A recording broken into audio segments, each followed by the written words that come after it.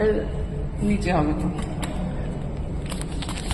বেরিয়ে পড়েছি, লিফটটা প্রেস করলাম, ভুল করে উপরে প্রেস করে ফেলেছিলাম। তো চলো কোথায় যাচ্ছি তোমাদের সাথে শেয়ার করবো। ঢুকে পড়েছি আমি লিফটে, উঠে পড়েছি, গ্রাউন্ড ফ্লোর প্রেস করেছি। চলো বেরিয়ে পড়লাম অফিস থেকে। কোথায় যাচ্ছি সবটা শেয়ার করবো, খালি দেখতে থাকবো। এখন ধরবো বাস, তারপর ধরবো মেট্রো।